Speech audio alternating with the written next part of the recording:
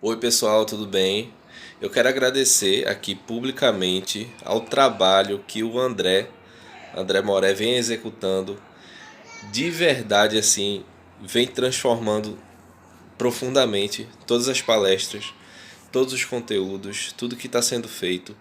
E o mais interessante, o mapa cabalístico. Em particular, esse trabalho foi muito, mas muito transformador na minha vida, porque me deu uma clareza dos pontos, dos obstáculos, até situações que surgem, né, na nossa vida que a gente não sabe, às vezes, o motivo, o porquê. Então, assim, foi muito, muito importante, tá? E eu recomendo, inclusive, para você que quer ter uma clareza maior das situações, de perceber quais são as influências, não como algo determinístico, mas como uma fonte de informações relevantes para você transformar, ter atenção, observar e retificar aquilo que precisa ser retificado, né? Então, eu agradeço de coração a você, André, todo o seu trabalho, tudo que vem sendo feito, todos os vídeos e principalmente esse mapa que para mim está sendo um deleite para a alma. É algo que, assim, tem detalhes, coisas que são desgostosas, digamos assim, né? Às vezes a sombra não quer olhar para aquilo, mas é muito bom porque a clareza e a luz traz a transformação que a gente precisa para o momento que a gente está vivendo e muitas vezes antecipa coisas que a gente pode se guarnecer, pode se prevenir. É isso aí, agradeço mais uma vez, shalom a todos, um abraço. A gente está falando da letra Beit, que a letra Beit ela representa a Torá. A gente vai continuar o mesmo estudo anterior. A gente tem que saber que existe que a letra Beit representa o nome do Eterno, mas por que ela representa o nome do Eterno? Né? Se ela é formada de três letras Vav ou três Vavins, acontece que ela é 6 e 6 vezes 3 é 18. Então, se 6 vezes 3 é igual a 18, logo que eu tenho que 1 mais 8 igual a 1 mais 8 igual a 9. E 9 é o número da verdade. Então a verdade é absoluta. Não pode haver variação na Torá, nem do lado esquerdo nem do lado direito. Essa variação não pode acontecer. Então vamos lá. A gente viu agora o porquê disso. A gente viu que o Beit tem uma parte que representa os céus, a outra representa a terra, e que o Vav vai ligar, e que o Vav é a própria Torá, né? E aí aqui então ele continua, né, dizendo, o Rabi Eleazar disse, eles representam três luzes sagradas mais altas e intimamente conectadas, nas quais toda a Torá, preste atenção, nas quais toda a Torá é composta, que fornece a introdução a Emuná. E é por isso que estudar a Torá é como estudar o Santo Nome. Como dissemos que a Torá é um nome sagrado superior. Por isso ela começa com a letra Beit, que simboliza o Santo Nome com três laços de fé. Todos os que estudam a Torá aderem ao Santo Nome, bendito seja ele, e são coroados com as coroas da Torá e amado acima e abaixo. E Deus estende a sua mão direita para ele e ainda mais, preste atenção, para aqueles que estudam à noite, que, como dissemos, estão associados a Sheriná. Aqueles que estudam à noite, à meia-noite, eles estão associados a Sheriná. Quando chega amanhã, quando vai amanhecer agora, o santo e bendito seja, estende ao redor dele um cordão de Hesed, de graça, para distinguir entre os escalões superiores e inferiores. E todas as estrelas da manhã, enquanto a comunidade de Israel e aqueles que estudam a Torá vêm para comparecer ao rei, comecem a cantar juntos. como está escrito, quando as estrelas da manhã cantam e os filhos de Deus exultam de alegria. Isso é o Jó 38:7. Veja, para que tenha essa canção, para que de manhã todo esse despertamento do cosmos esteja sobre a pessoa, existe só uma necessidade, que ela esteja estudando a Torá em Hatson, à noite. Esse estudo de Torá em Hatzot à noite, ele é extremamente a preparação do seu sacrifício para o eterno.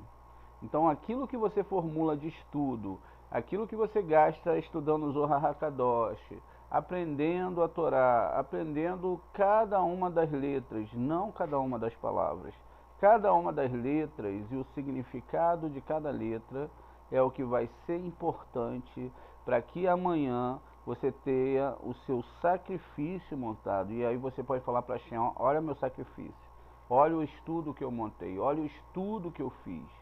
Então esse é o seu sacrifício, não é você pegar um animal, matar, não é você subir um morro, não é você andar 200 quilômetros, não é nada disso.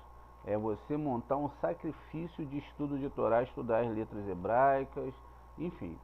O Rabi Eleazar estava viajando pelas estradas, pela qual Pinhas ben Yair costumava vir ao seu encontro. Um burro em que o Rabi Pinhas estava montado relinchou e disse: verdadeiramente, pela nota de alegria na voz do burro, vejo que encontrei alguém aqui. Vale interpretar que toda a vez que a Torá fala em burro, ela não está falando num burro específico, mas ela está falando do desejo, a formação do desejo do homem. Veja, a gente tem algumas alusões a isso dentro da Torá. A primeira vez que a gente pode ver uma situação clara de um burro é quando o Abraham vai sacrificar o seu filho. Então ele monta o burro, bota os gravetos.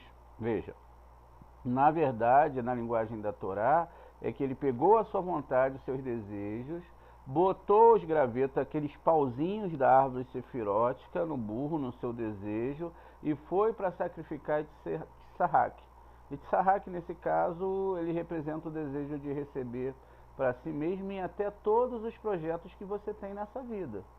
Olha que coisa interessante. Então ele foi lá, botou tudo num burro, levou a 3 dias de distância, 72 horas, 72 nomes sagrados, e também aquela questão do túmulo que a gente já falou no livro de Jonas.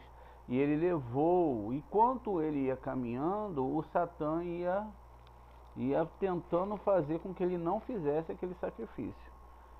E então, olha que interessante. Então, quando chega já na história de Bilã, o Bilã ele também monta num burro. E o burro são os seus desejos. Muito bem, veja como que toda a história está sendo construída aqui. Aqui é a mesma coisa. Eles estão falando de um burro, né? E o burro vai falar também.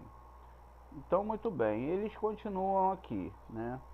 Pela alegria da voz do burro, vejo que encontrarei alguém aqui. Ao emergir abaixo da linha, da colina, ele viu o Rabi Eleazar se aproximando e disse: certamente o presságio da voz do burro foi cumprido. Rabi Eleazar então se aproximou dele e o beijou. Ele disse a ele: se você tem o mesmo destino que eu, vamos caminhar juntos, senão continue seu caminho. Ele respondeu: na verdade, eu estava andando em sua busca, e ao encontrá-lo, seguirei você, e podemos fazer companhia. O Rabi Pinhas começou então um discurso sobre o versículo: o Senhor te abençoará de Sião, e você verá o bem de Jerusalém. Isso é o Terrilim 128:5. Ele disse: por que de Sião? Pois ali repousam as bênçãos, como está escrito, pois ali Hashem ordenou a bênção, vida eterna para sempre. Terrilim 128:3. Quando Jerusalém é abençoado, todo o povo é abençoado. As palavras todos os dias da sua vida significa que o arco-íris não será mais visto em seu dia do que nos dias de seu pai. E veja, seus filhos para sempre, tementes a Deus, santos e sagrados, paz sobre Israel. E como como se disséssemos, paz sobre a cabeça do rei, que nada lhe falte. Assim há paz sobre Israel, quando há homens justos no mundo. Rabi Eliezer discutiu o versículo. Os filhos das crianças são coroas dos velhos, e a glória das crianças são seus pais. Ele disse: a palavra filhos tem seu conhecido significado esotérico. Filho dos filhos são as outras coroas do rei, e dele se diz que a glória dos filhos e não seus pais, pois filhos são coroados apenas pelos pais. Disse: aprendemos que os filhos são coroados e revividos apenas na corrente que flui quando os pais são coroados e abençoados. Enquanto caminhava, e a gente sabe que filho, na linguagem da Torá, são nossos próximos atos, ou seja, nossos estudos, eles vão gerar nossos próximos atos, mas também esses atos com novas intenções, são novos filhos. A cada ato, a cada intenção que a gente desenha, a gente vai tendo uma nova alma, ou seja, a nossa alma, ela vai avançando e a gente tem uma nova demonstração do que nós podemos fazer. Como que a gente pode fazer isso? Até mesmo no ato de doação, que tem vezes que o Zohar fala, olha, eu doei algo para alguém e eu senti aquela emoção. E aquela emoção muitas vezes já é o pagamento daquele ato que a pessoa faz. Porque de uma certa forma é um ego. Então a pessoa fala assim, olha o que eu fiz. Mas na verdade, quando ela entende que ela não faz nada, absolutamente nada, e que tudo que vem até ela, até mesmo as palavras que estão surgindo agora na boca dela, vem de Hashem. E que eu simplesmente eu posso escolher se eu vou pelo lado esquerdo e direito, e que eu vou limpando cada vez mais esses pensamentos, essas intenções, até que eu possa fazer tudo de uma forma muito desinteressada, entendendo que eu não fiz nada. E entendendo ao contrário que muitas vezes, quando a Hashem manda alguém por necessidade até a gente, o que isso está querendo dizer? Está querendo dizer que a gente tem um buraco na alma, um erro dentro da gente, e que aquela pessoa é o próprio sacrifício que a gente vai fazer, que não é bem um sacrifício, mas que vai nos ajudar a chegar ao próximo tempo, à próxima etapa. Por isso que é tão importante a Tzedakah. Na verdade, esse sacrifício que nós fazemos é da nossa alma animal, da nossa nefesh. A questão de que quando chega uma pessoa necessitada, uma pessoa principalmente necessitada de estudo de Torá, uma pessoa talvez necessitada de um livro de Torá, uma pessoa que talvez chegue até você precisando de comida, porque aí é diferente quando uma pessoa chega na sua porta e bate, olha, eu quero comida, eu preciso. Enfim, esse é o seu sacrifício. Só que esse sacrifício não é para você ter aquela coisa, eu estou ajudando, olha como eu sou bonzinho. Não. O sacrifício, segundo Zohar, é que a pessoa chegou porque tem um erro em você e você precisa consertar esse erro fazendo essa doação, fazendo essa tzedakah. Veja, lembrem da história da filha do Rabi Akiva. Ela estava lá com seu prato de comida na mão. Chegou aquele senhor até ela com fome. Ela deixou de comer a sua comida e doou a comida. O que aconteceu? Ela abriu mão de um desejo que ela tinha, que ela queria comer, era fome, etc., era uma festa, e ela fez uma tzedakah. Aquela tzedakah deu a ela muitos anos de vida. Foi a doação. Então é isso que acontece. Mas ao contrário, muitas vezes nós aprendemos o quê? Que nós estamos fazendo uma doação, seja lá para que for, dentro dos estudos da Kabbalah, para o nosso próximo, e a gente acha que nós, não, agora olha, eu ajudo, eu faço, e não é assim. Na verdade o que o Zohar fala que é o contrário, que você é que está recebendo ajuda. Olha que coisa interessante, como muda toda a questão. Então quer dizer que toda vez que alguém chega até mim, uma pessoa com problemas, é porque eu tenho que ajudar essa pessoa, e ali então eu estou ganhando méritos pelo aquilo que eu estou fazendo, mas aquele mérito era necessário para que eu pudesse continuar. Sem aquele mérito, sem aquele sacrifício, eu não teria como consertar aquele erro que eu tinha. E aí o que é que acontece? E o que acontece dentro disso é que seria a mesma questão da filha do Rabi Akiva. Imagine que ele viu no mapa astral dela que ela morreria, e aí ela chega e não fez aquela tzedakah, porque ela já tinha aprendido sobre isso, e aí ela não faz nada daquilo. O que que aconteceria? A serpente teria mordido ela e ela teria morrido. Ela não teria ganhado mais tempo de vida para consertar os seus erros. E tudo isso é muito profundo dentro da Torá. E aí continua aqui. Enquanto caminhavam, chegou a hora da oração. Então eles desmontaram e fizeram suas orações. Enquanto rezavam, uma cobra enrolou-se nas pernas do Rabi Pinhas, que zurrou 2 vezes. Quando terminaram de orar, o Rabi Pinhas disse: eu posso entender meu animal ferido, porque no início do dia, enquanto eu meditava na Torá, ele me levou por um pouco de terra, por isso agora estava ferido. Olha só a metáfora que tem aqui dentro do Zohar. A gente sabe que o animal é o burro, o desejo. A gente sabe que a terra e céu representam a terra, desejo de receber, e o céu, vontade de doar. Então ele vê que a vontade dele levou ele para uma questão de receber para si mesmo. E por isso agora esse desejo, essa vontade dele estava ferida. E aí continua. Quando se levantaram, viram uma serpente enrolada em sua perna, o qual o Rabi Pinhas disse: víbora, vai e enrole-se em seu próprio buraco.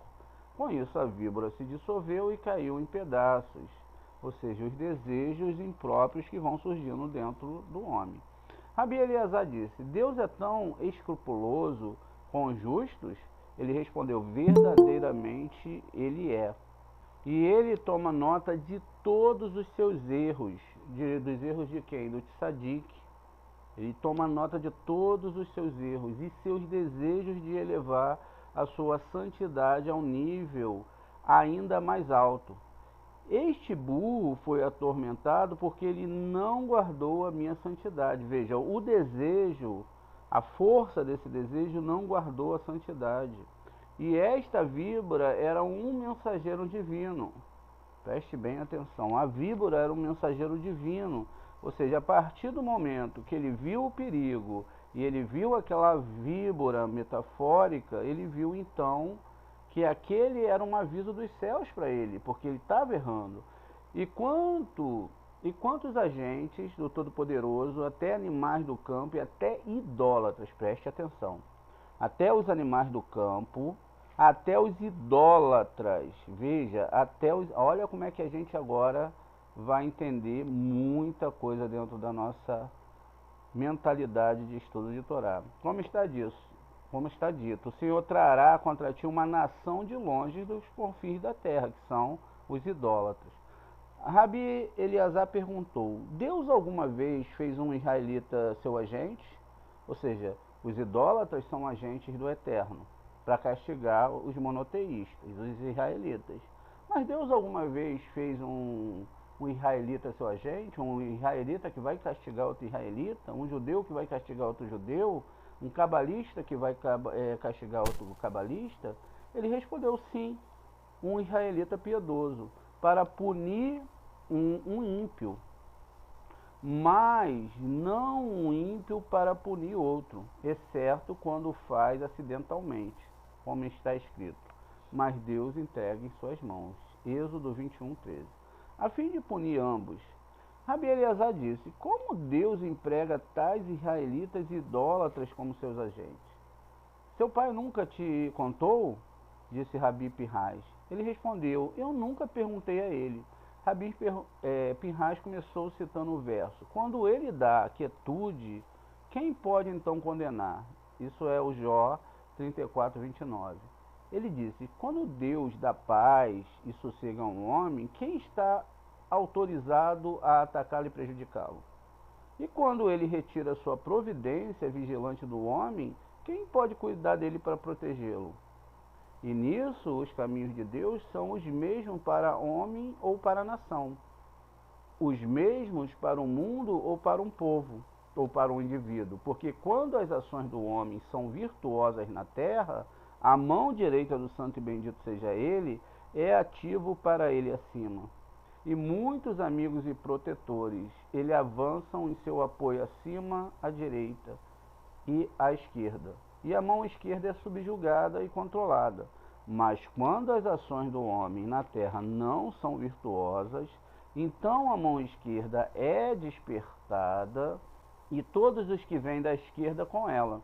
E todos se tornam agentes para prejudicar o homem, porque todos aqueles que violam os preceitos da lei recebem uma marca em seus rostos, pelo qual são reconhecidos por todos aqueles que estão do lado esquerdo. Portanto, serpentes e idólatras, e todos os que vêm do lado esquerdo são chamados de agentes, em relação àqueles que carregam esta marca.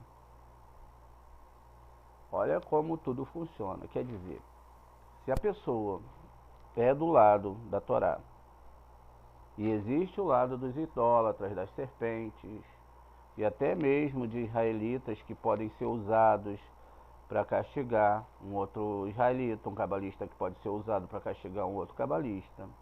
Mas que todas essas coisas vêm exatamente porque existe uma marca na pessoa de que ela não é uma estudante da Torá, de que ela não conhece a Torá, e de que ela não está conseguindo equilibrar a mão direita do Eterno. Não segundo aquilo que nós conhecemos dentro das outras religiões, porque eles já estão dentro daquilo que eles têm que estar. Então o que acontece, gente? Olha o que acontece. Quando a gente pega a história, vamos partir para a história. Quando a gente pega a história, a gente vai ver que existiu um ataque maciço dos idólatras contra o povo de Israel. Mas a questão ali foi feia. Foram pogroms, mortes, perseguições, queimaram na fogueira, queimaram a Torá, queimaram o Talmud, queimaram tudo. Quando é agora, já no nosso tempo, o ataque ainda continua através dos muçulmanos naquela questão das terras de Israel. Mas os ataques continuam. Como Israel, o povo judeu, é o povo do livro, é o povo que guarda a Torá, se eles não tivessem guardado, porque os idólatras não guardaram, eles não tratam a Torá como um tesouro, eles tratam a Torá, o livro que eles traduziram, como um livro que vai dar bênçãos para eles, vai dar lucro para eles. Mas se você para pensar, o povo de Israel, eles tiveram prejuízos imensos para guardar a Torá. Eles tiveram que dar suas vidas, o que a maioria de nós não faria. Muito bem. Toda vez que a gente sabe que existem serpentes, como o Rabino fez lá em cima, ele sacudiu a serpente, ela sumiu, ela foi destruída. Também os idólatras que são, ainda que sejam a mão esquerda do Eterno, você não deve se associar com eles. Você não deve protegê-los. Qualquer ideia que você coloque de defesa contra os idólatras, você está indo contra a Torá. E você está indo contra o povo judeu. Não é porque eles servem como um mecanismo para consertar Israel que é bom ter esse tipo de questões. Agora, eu devo separar o idólatra do ser humano. Mas eu não devo me associar a ele. Eu não devo falar, olha, ela é idolatria, mas veja só os atos que eles fazem. Como eles são tão bons. Olha, realmente lá é idolatria, mas mudou a vida de fulano de tal. Olha, eu conheço pessoas lá dentro que são maravilhosas. Ah, olha só, lá teve um trabalho muito bom na história, quando na verdade tudo isso é idolatria. Você está fortalecendo o lado da idolatria. Dentro de questões idolátricas, isso não tem nada a ver com a Torá, porque não é possível que entre os budistas não tenham pessoas que façam caridades. Não é possível que na Índia, com as suas religiões, não haja caridade. Em todas as religiões, pelo menos que eu conheço, tem esses atos de caridade. Ou deixa um pouquinho de comida para o pobre, ou ajuda alguém aqui, ou existe alguém que é muito legal. Isso faz parte da composição do ser humano. Até os homens mais ruins que existiram na história da humanidade, eles fizeram alguma coisa de boa, alguma coisa fez. Para uns e para outros não. Ainda que a questão ali seja muito mais o interesse de se expor e de estar à frente de algo do que realmente é o nível profundo da Torá nessas questões. Então eu devo realmente entender que ainda que esses instrumentos de esquerda sejam de Hashem, criaturas de Hashem, não é eu que vou defender. Não vai ser eu que vou falar que é muito bom. Existe o lado da severidade e existe o lado que não há severidade. A severidade controlada, quando ela é com amor, ela serve para consertar a pessoa. Mas quando ela é feita de uma forma onde levou judeus para a fogueira, afogaram judeus, queimaram judeus, jogaram água quente nas partes sexuais das mulheres, colocaram as pessoas sentadas em uma madeira triangular para que elas fossem rompidas por dias, tiraram a pele, fizeram tudo o que era possível. Eu acho que a pessoa que defende uma religião dessa, ainda que dentro da pequenez da mente dela, de não pesquisar a história, de não pesquisar profundamente o que essa religião fez, e ela só se deixa maquiar pelo que ela vê hoje, dentro de que a sociedade vive em todas as religiões, todas elas têm um equilíbrio. Então ela vem em defesa dessa religião, ela está defendendo o lado esquerdo, o lado do ataque. Ainda que a gente sabe e a gente vê que quando Esav se apresentava para Yaakov, para Yitzhak, Yitzhak achava ele maior do que Yaakov. Ele achava que era ele que tinha que ter a bênção. Já a Rivka não. Rivka, ela conhecia o serpente. Então Esav caçava o seu pai com palavras bonitas, e caçar com palavra bonita é fazer belos sermões e colocar para você que você vai ser abençoado e que você realmente vai alcançar aquilo tudo que você deseja nessa terra. E aí a pessoa entra, lógico, ela entra naquela questão do ego, e ela entra dentro daquela porta ali com toda alegria. E ela defende, ela olha como é maravilhoso. Esse Deus que eu sirvo é maravilhoso, ele me dá tudo. Enquanto o Deus de Israel, ele é restritivo.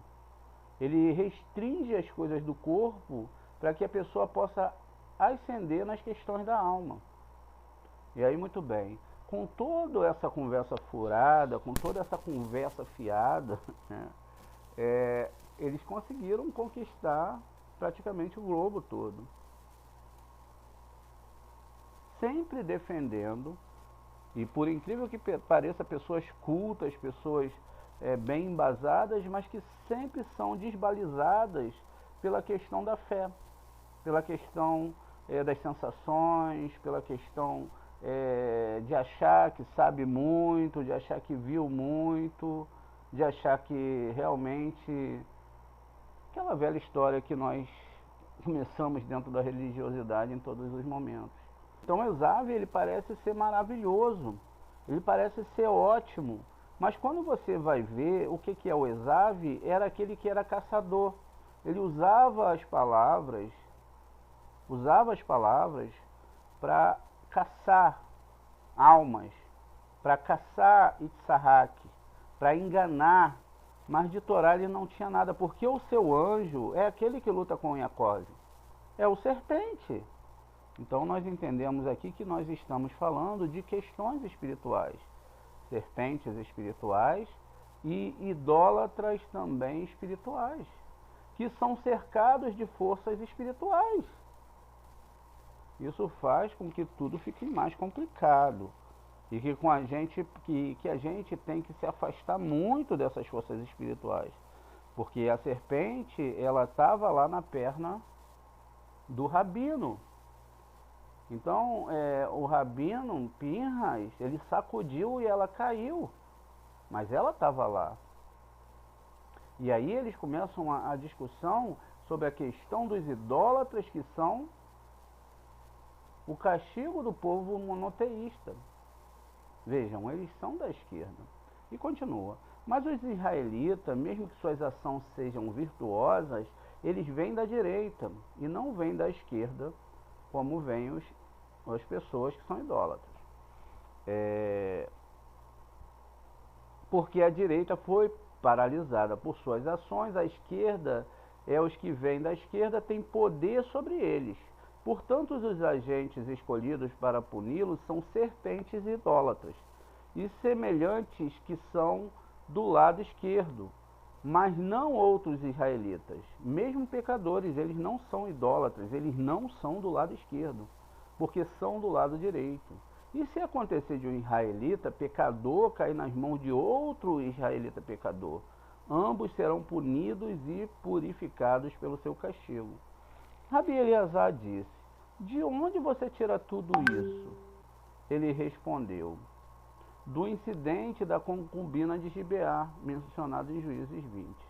A gente sabe que ali existe uma guerra, e que é a guerra onde um jovem, ele tem a sua concubina, sua esposa, estrupada e despedaçada pelas outras tribos de Israel. E ali há uma separação das tribos, né? Esse jovem, se não me falha a memória, da tribo de Benjamim. Só que ali a gente está sabendo que a história não é muito bem dessa forma e que há todo um segredo ali, e aqui a gente vai discorrer sobre algumas coisas. Então ele sabe disso por causa dessa situação, dessa história que está ali sendo mencionada. Porque embora os pecadores fossem israelitas, lá Deus não queria que outros pecadores de Israel fossem instrumento para puni-los.